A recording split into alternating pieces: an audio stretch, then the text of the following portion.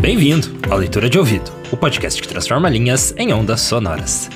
Eu sou o Lucas. Eu sou a Dayana. E o episódio de hoje é o capítulo O Delírio, de Memórias Póstumas de Brás Cubas, de Machado de Assis. Um capítulo que prova a irreverência do defunto autor, ou do autor defunto, um capítulo muito famoso que viaja à origem dos séculos. Isso aí, vamos lá, boa leitura.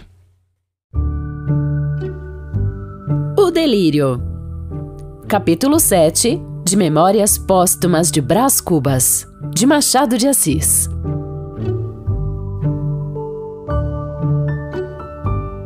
Que me conste, ainda ninguém relatou o seu próprio delírio. Faça-o eu, e a ciência mo agradecerá. Se o leitor não é dado à contemplação destes fenômenos mentais, pode saltar o capítulo, vá direto à narração.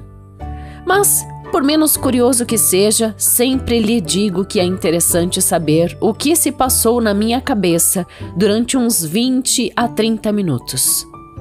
Primeiramente, tomei a figura de um barbeiro chinês, bojudo, destro, escanhoando um mandarim que me pagava o trabalho com beliscões e confeitos, caprichos de mandarim.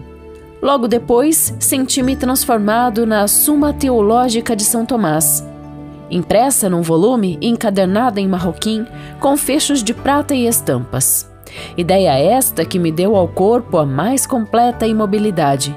E ainda agora me lembro que, sendo as minhas mãos os fechos do livro e cruzando-as eu sobre o ventre, alguém as descruzava, Virgília de certo, porque a atitude lhe dava a imagem de um defunto.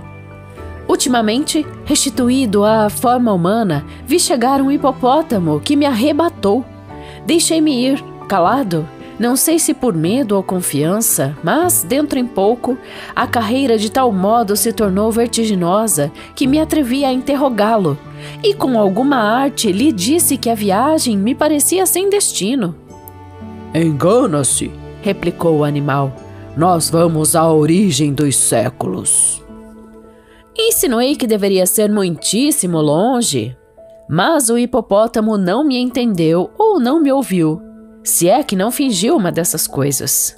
E perguntando-lhe, visto que ele falava, se era descendente do cavalo de Aquiles ou da asna de Balaão, retorquiu-me com um gesto peculiar a estes dois quadrúpedes, abanou as orelhas.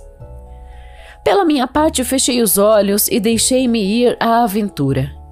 Já agora não se me dá de confessar que senti umas tais ou quais cócegas de curiosidade por saber onde ficava a origem dos séculos. Se era tão misteriosa como a origem do Nilo e, sobretudo, se valia alguma coisa mais ou menos do que a consumação dos mesmos séculos. Reflexões de cérebro enfermo. Como ia de olhos fechados, não via o caminho. Lembra-me só que a sensação de frio aumentava com a jornada e que chegou uma ocasião em que me pareceu entrar na região dos gelos eternos. Com efeito, abri os olhos e vi que o meu animal galopava numa planície branca de neve, com uma ou outra montanha de neve, vegetação de neve e vários animais grandes e de neve. Tudo neve. Chegava a gelar-nos um sol de neve. Tentei falar, mas apenas pude grunhir esta pergunta ansiosa. Onde estamos? Já passamos o Éden. Bem, paremos na tenda de Abraão. Mas se nós caminhamos para trás? Redarguiu motejando a minha cavalgadura. Fiquei vexado e aturdido. A jornada entrou a parecer-me enfadonha e extravagante, o frio incômodo, a condução violenta e o resultado impalpável. E depois, cogitações de enfermo. Dado que chegássemos ao fim indicado, não era impossível que os séculos, irritados com lhes devassassem a origem, me esmagassem entre as unhas, que deviam ser tão seculares como eles. Enquanto assim pensava, íamos devorando o caminho, e a planície voava debaixo dos nossos pés, até que o animal estacou e pude olhar mais tranquilamente em torno de mim. Olhar somente. Nada vi, além da imensa brancura da neve, que desta vez invadira o próprio céu até ali azul. Talvez a espaços me aparecia uma ou outra planta enorme, brutesca, meneando ao vento as suas largas folhas. O silêncio daquela região era igual ao do sepulcro. Dissera-me que a vida das coisas ficara estúpida diante do homem.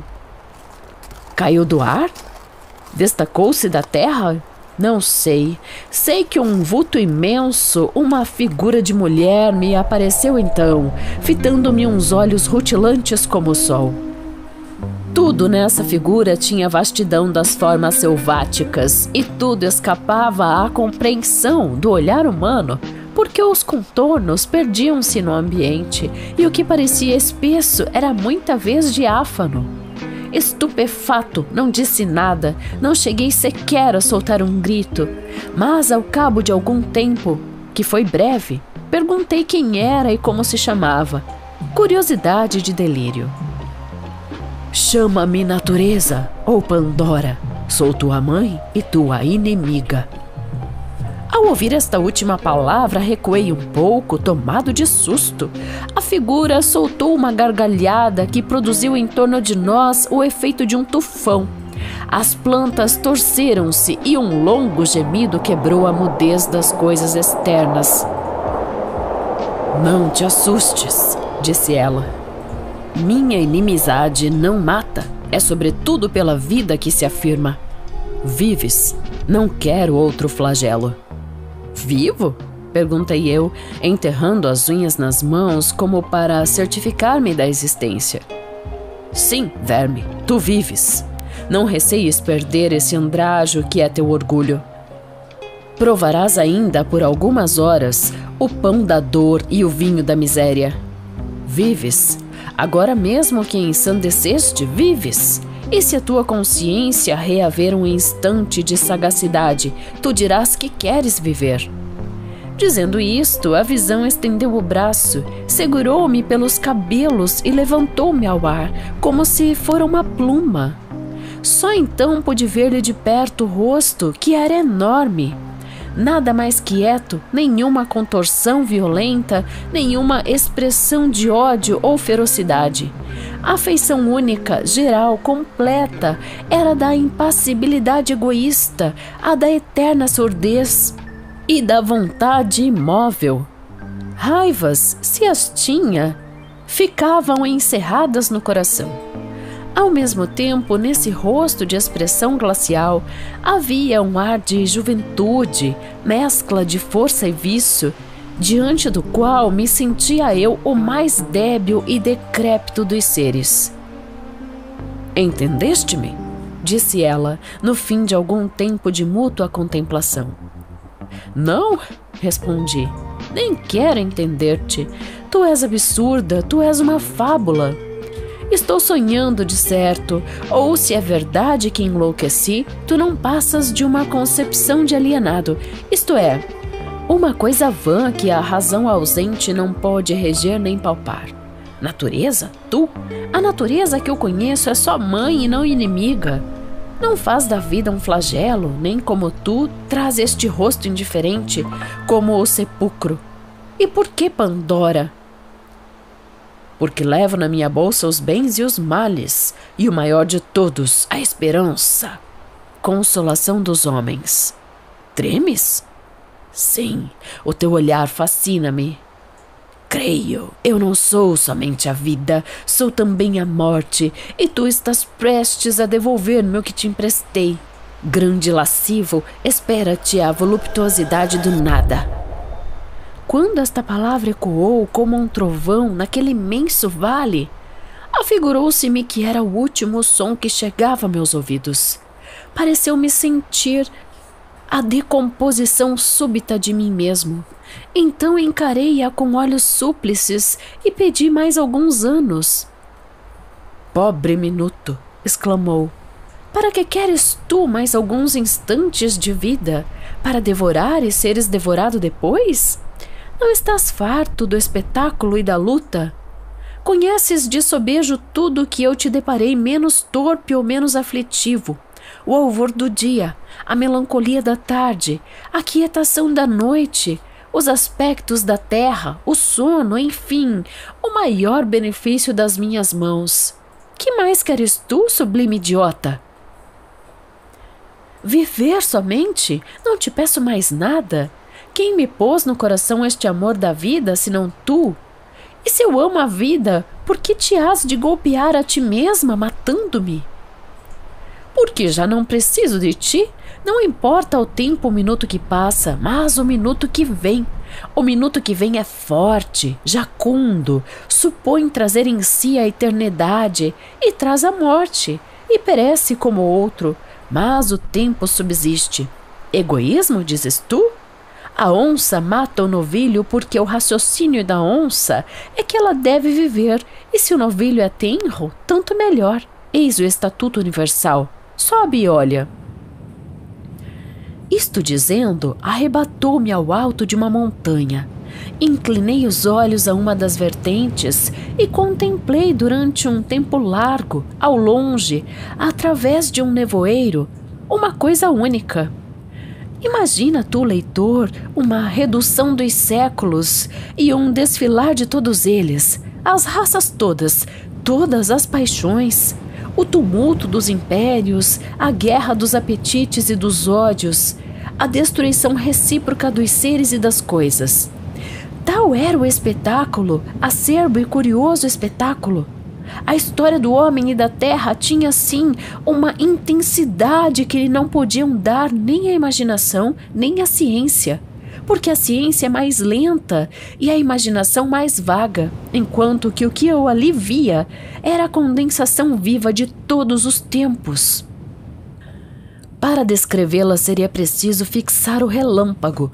Os séculos desfilavam num turbilhão, e não obstante, porque os olhos do delírio são outros, eu via tudo o que passava diante de mim, flagelos e delícias, desde essa coisa que se chama glória, até essa outra que se chama miséria.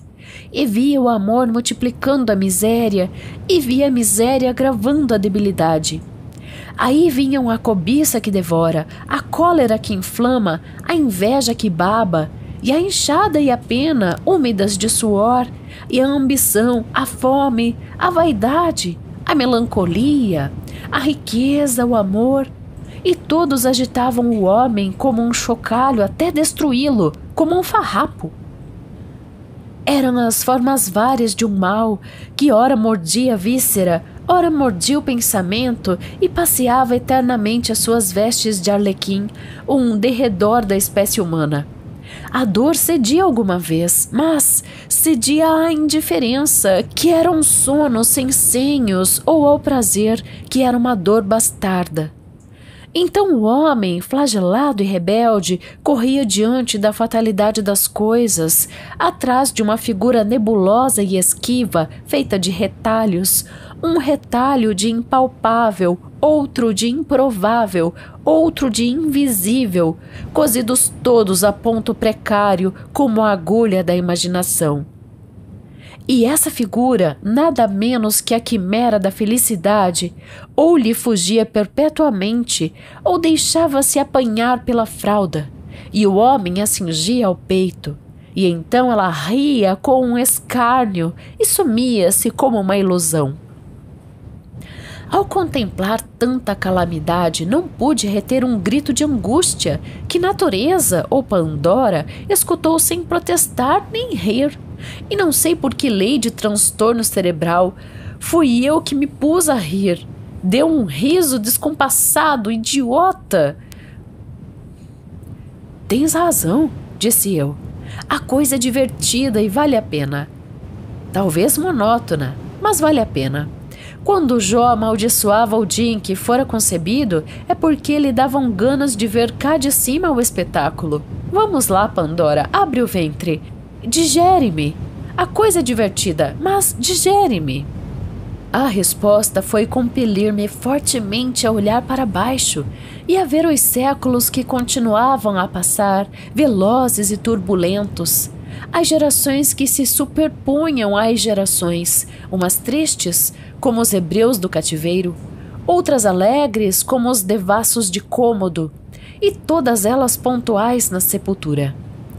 Quis fugir, mas uma força misteriosa me retinha os pés. Então disse comigo: bem, os séculos vão passando, chegará o meu e passará também, até o último, que me dará a decifração da eternidade. E fixei os olhos e continuei a ver as idades que vinham chegando e passando, já então tranquilo e resoluto. Não sei até se alegre, talvez alegre. Cada século trazia sua porção de sombra e de luz, de apatia e de combate, de verdade e de erro. E o seu cortejo de sistemas com ideias novas, de novas ilusões. Em cada um deles rebentavam as verduras de uma primavera e amareleciam depois para remoçar mais tarde, ao passo que a vida tinha assim uma regularidade de calendário. Fazia-se a história e a civilização, e o homem, nu e desarmado, armava-se, vestia-se, construía o tugúrio e o palácio, a rude aldeia e Tebas de 100 portas, criava a ciência que perscruta e a arte que enleva, fazia-se orador, mecânico, filósofo. Corria a face do globo, descia ao ventre da terra, subia à esfera das nuvens, colaborando assim na obra misteriosa com que entretinha a necessidade da vida e a melancolia do desamparo. Meu olhar, enfarado e distraído, viu enfim chegar o século presente e atrás dele os futuros. Aquele vinha ágil, destro, vibrante, cheio de si, um pouco difuso, audaz, sabedor, mas ao cabo tão miserável como os primeiros, e assim passou e assim passaram os outros, com a mesma rapidez e igual monotonia. Redobrei de atenção, fitei a vista, e enfim ver o último. Mas então já a rapidez da marcha era tal que escapava a toda a compreensão. Ao pé dela o relâmpago seria um século. Talvez por isso entraram os objetos a trocarem-se. Uns cresceram, outros minguaram, outros perderam-se no ambiente. Um nevoeiro cobriu tudo, menos o hipopótamo que ali me trouxera, e que aliás começou a diminuir, até ficar do tamanho de um gato. Era efetivamente um gato. Encarei-o bem. Era o meu gato sultão que brincava à porta da alcova com uma bola de papel.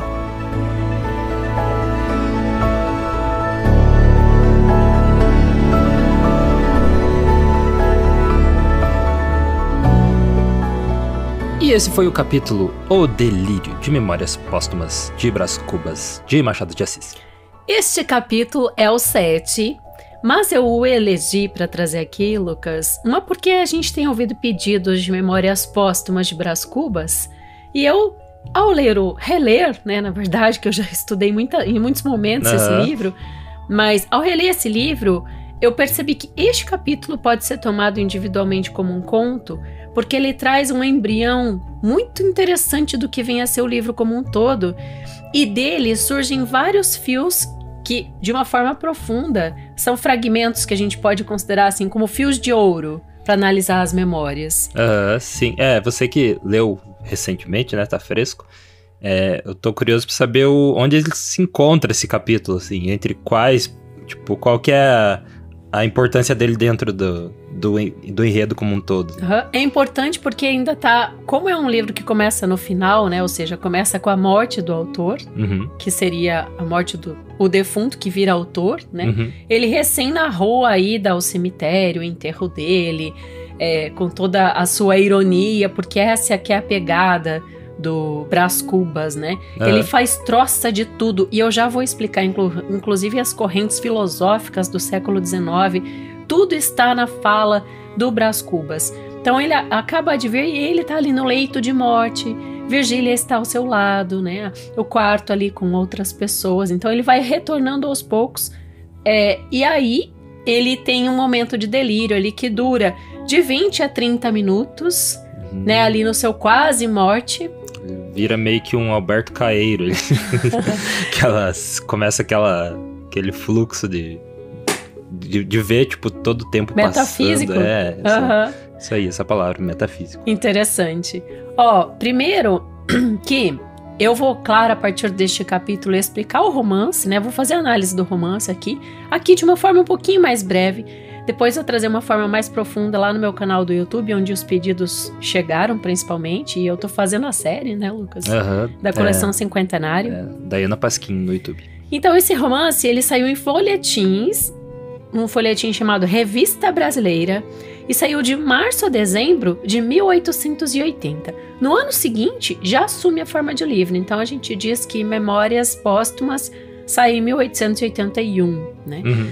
E espantou muitos leitores, porque um romance escrito por um defunto, um romance que é dedicado ao verme que primeiro roeu as frias carnes do meu cadáver, e que termina com a celebração metafísica, como a gente acabou de falar aqui, do quase nada que foi a vida do autor, né? Cubas, ele fala em várias vezes, Cubas, né? O pai dele queria ter morrido com orgulho dele, né? Colocado ele numa posição importante, como deputado, casado. Mas a gente elege um dos 160 capítulos, porque aqui a gente vai compreender, como esse capítulo e hoje, por que essa prosa se tornou um divisor de águas, tanto na vida do Machado como na própria literatura brasileira, Lucas, porque essa narrativa marca uma passagem super importante em corrente literária, do romantismo para o realismo. O casamento não é mais o centro das atenções. Aliás, Brás Cubas atribui esse sacramento, assim, bulhufas, né? Não quer nem saber. Ele demora-se muito no seu próprio nariz, inclusive tem Ao Meu Nariz, né? Tem esses capítulos em que ele fala do nariz, a importância do nariz, que primeiro, sabe qual que é a importância do nariz, Lucas? Achava-se que era só para segurar o óculos, sabia? Não, teve pra uma respirar corrente também, né? não se fala de respiração. Dá pra respirar pela boca, né? Depois fala que é pra pessoa conseguir enxergar a si própria, o seu próprio egoísmo. Sim. Que é o que o Brás faz, né, no livro inteiro. Só que ao mesmo tempo ele faz de uma forma muito interessante, que a gente vai compreender esse caminho. Porque assim, ó, no leito de morte ele começa a fazer essa análise toda da vida, né? Depois que ele morre, na verdade. Esse capítulo do delírio, aqui a gente tem o realismo. No livro todo a gente tem com toques de naturalismo também, o que é uma grande pegada nova para a literatura brasileira do século XIX, a época, porque o homem vai se decompondo como autor defunto e vai tirando sarro dessa situação, né? Ele parodia, mas tem uma maestria machadiana, porque aqui eu enxerguei nesse capítulo do delírio mais que realismo, Lucas. Você também enxergou realismo fantástico. Né? É levado ali pela Pandora, né? Isso. É o rinoceronte que leva ele, o hipopótamo, né? Que leva ele, mas aí ele chega até a mãe natureza, a Pandora, isso, Pandora, né? E esse hipopótamo é legal, né, no final, já tô pulando pro final, mas que ele vai diminuindo até virar o gato dele, né? Então daí você vê que muitas vezes o nosso delírio, né, comum e corrente, ele parte de você ficar olhando para um lugar específico e aquilo te transporta, né, para um portal. No caso, o portal dele foi o gato, né? Sim. Mas aí eu fui anotando aqui todas as instâncias. 1, barbeiro chinês. 2, Suma Teológica de São Tomás, que daí ele ficava cruzando, fechando o livro, né, cruzando as mãos, e a Virgília descruzando. Aí vem a mãe, o hipopótamo, que é o terceiro, que é ele que fala, vou te levar à origem dos séculos. Isso é muito importante, Lucas, porque até vou pegar aqui no prefácio dessa edição da Pinguim que eu tenho, que é bem interessante, ele é bem profundo, tem uma apresentação legal. Fala que esse capítulo que a gente escolheu é muito famoso, porque Brás Cubas viaja à origem dos séculos e segue quase o fim dos tempos para chegar à seguinte constatação sobre o século presente. Vou repetir aqui bati a régua. Vou repetir o trechinho. Aqui, no caso, ele estava na expectativa de enxergar o século que ele estava, né? Já que ele voltou à origem e até o fim. Então, quando chegar o meu século, eu quero ver qual é que é. Então, aqui ele vinha frágil. Não, volta. Aqui ele vinha ágil, destro, vibrante, cheio de si, um pouco difuso, audaz, sabedor, mas ao cabo tão miserável como os primeiros. E assim passou, e assim passaram os outros, com a mesma rapidez e igual monotonia. Então, quando ele fala isso, ele tira muito sarro das correntes de pensamento a que eram afinados os próprios críticos da época, né? Que eram basicamente 3 muito fortes: o materialismo, o positivismo e o existencialismo. Então, assim, só para lembrar brevemente, eu acho que é interessante porque o nosso leitor de ouvido, ele é muito crítico, né? Ele gosta de saber das coisas históricas e filosóficas, e a gente tá aqui para isso, né? O materialismo, então, é uma corrente, uma ideologia que fala assim: a matéria é a única realidade fundamental. Nega a existência de coisas imateriais, como o espírito, como a mente, a não ser que como manifestações da própria matéria mesmo. É só matéria. Que a gente enxerga. Isso, todos os fenômenos, os sociais, os históricos, os mentais, só são explicados por processos materiais, né? E daí ali a gente tem Marx e Engels, que trazem 2 vertentes: o materialismo diegético e o materialismo histórico, né? Explica essa mudança do desenvolvimento da sociedade através de condições econômicas, né? Condições materiais. O positivismo está dentro do território nacional a todo momento, em todas as escolas, em todos os órgãos públicos, porque é ele que inspirou ordem e progresso. A frase, né, que tem impacto na educação e na política do Brasil, que está bem no meio da bandeira brasileira. Então, essa corrente filosófica do século XIX, fundada por Comte, né, Augusto Comte, em vários livros, na verdade, de história, se não me engano, o Érico Veríssimo trabalha muito bem isso também. Ele cita várias vezes o Comte no Tempo e o Vento, né, a trilogia. Então, o Comte defendia: o conhecimento científico é o único que vale, é o único verdadeiro, né? E o progresso social é alcançado pela ordem, pela disciplina, pela aplicação do método científico para explicar também os fenômenos naturais, bem como os sociais.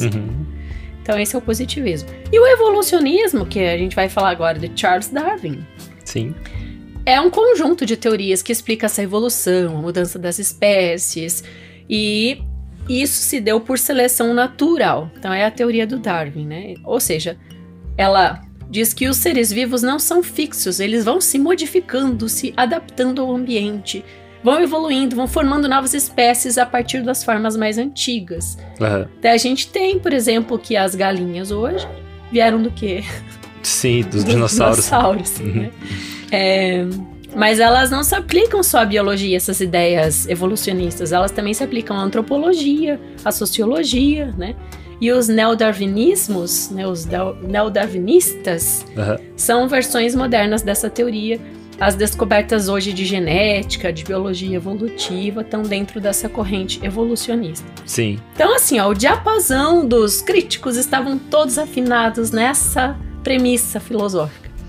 Quando vem Memórias Póstumas de Brás Cubas, fazendo troça disso tudo, né, tirando sarro, dizendo que, na verdade, não tem muita evolução, não, que é isso aí mesmo, que é sempre tudo igual e monótono, né? E todo mundo fica espantado, inclusive porque para o leitor que já recebeu um livro que foi escrito por um defunto é uma coisa totalmente diferente. E aí eu tenho que falar a inspiração do Machado. Pesquisando bastante, eu encontrei 2, Lucas, 2 bem importantes assim para ele fazer esse texto. É uma obra gigantesca, mas realmente bem grande, que é de um autor francês, o Chateaubriand. Né? O Chateaubriand, ele faz um postulado, vamos dizer assim, do pós-morte, quando ele escreve Mémoire d'Outre-Tombe, né? Que é Memórias do Além-Túmulo, se a gente for traduzir.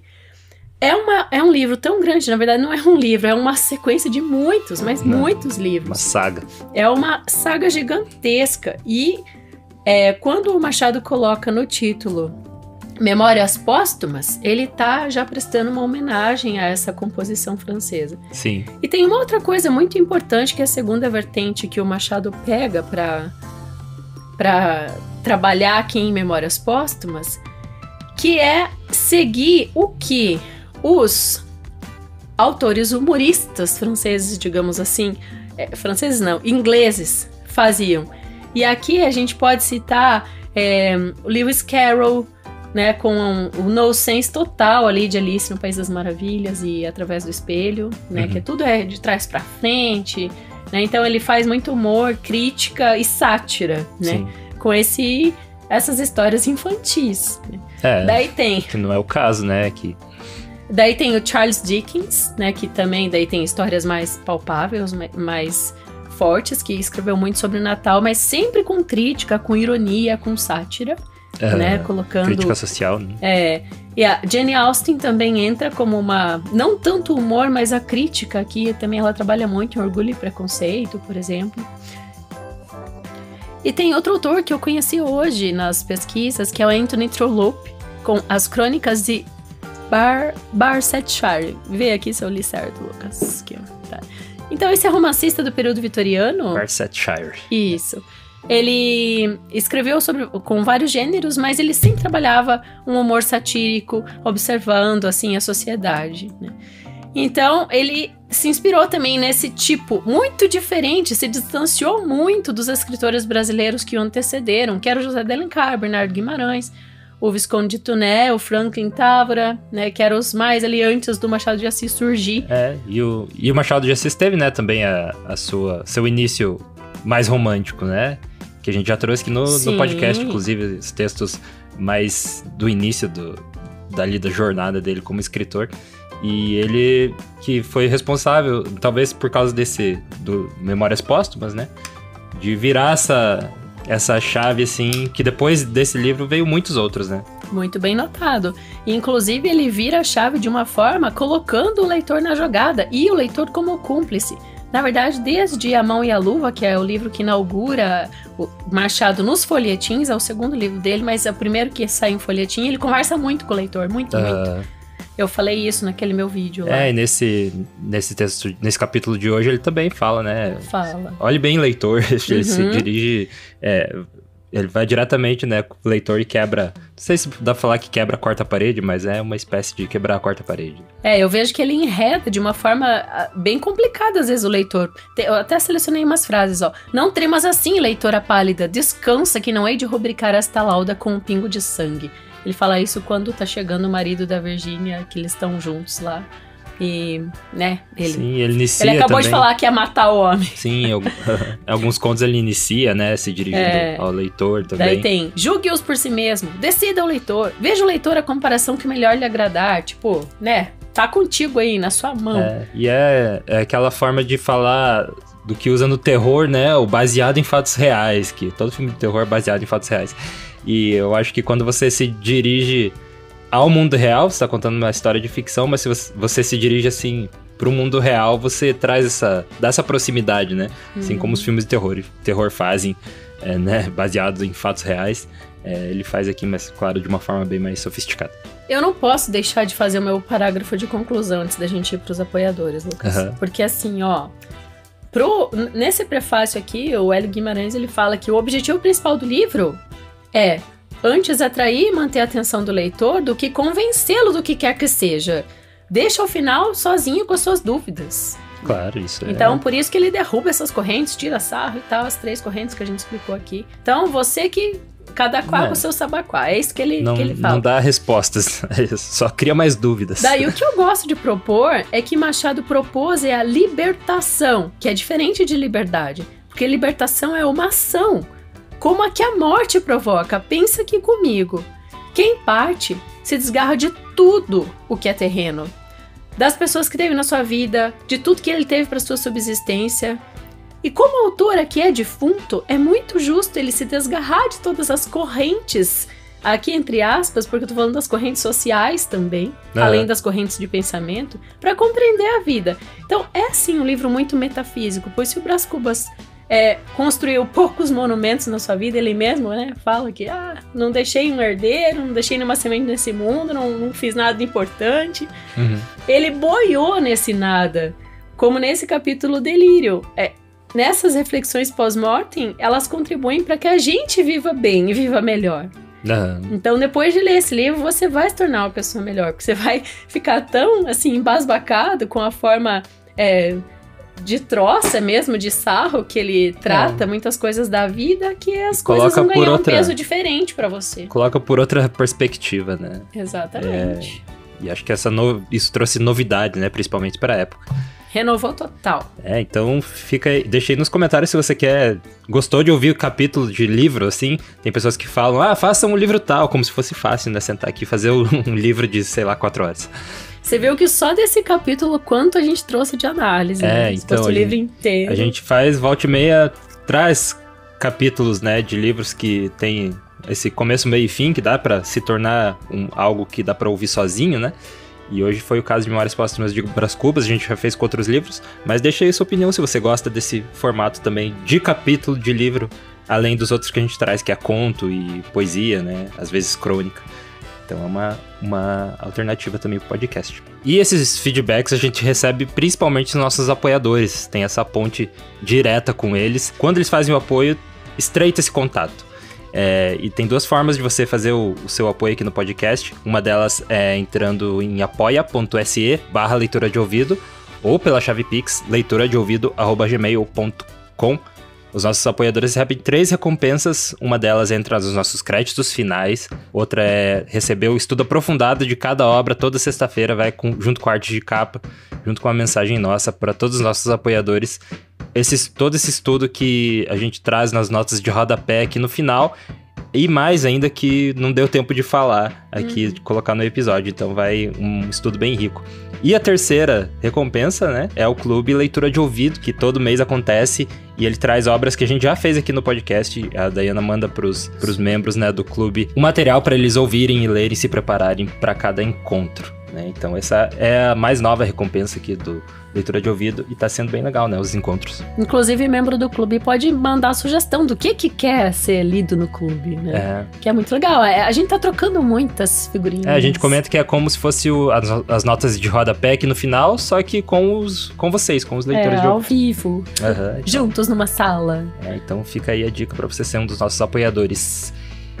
E os nossos apoiadores são eles: Agnaldo Ângelo Silveira Rebouças, Alberto Alpiri, Amanda Bertassi Brandão, Ancle Lima, Ana Cláudia Chaguri Lopes, Arlete Alves Machado Rodrigues, Augusto Marques Ramos, Bruna Foltz Coutinho, Bruno Guedes com o Grupo Danco, Cláudia Lube, Cristiana Castanho Ferraz, Eduardo Quartim, Eduardo Vinícius Ferreira, Elaine Vieira Ferreira, Evandro Bank, Felipe Cronato, Heloísa Mendonça, Jaqueline Conte, João Eudeu de Araújo, Karine Pacheco, Lilian Amaral, Lina Soares, Lucas Pereira da Silva, Lucas Vieira, Luciana Botelho Pacheco, Luiz Fernando Garcia, Mike Santos Araújo, Marco Aurélio Marques de Queiroz, Maria José de Oliveira Lima Félix, Marilu Lourenço Rosas, Maristela Prado, Matheus Trim, Matheus Simão Brum, Mônica Tocarne, Paulo José Pereira de Rezende, Pedro Coimbra Machado Silbusca Valente, Harmana Frais Yashitsky, Roberto Hiromi Sonoda, Sandra Cavalcante, Silvana Silva, Simone Pessoa de Mesquita, Tassiane Bosch Ledesma, Zenilda Ribeiro da Silva. E segura aí que eu vou pegar o livro que o Lucas mandou pra nós. Peraí. Então vai lá.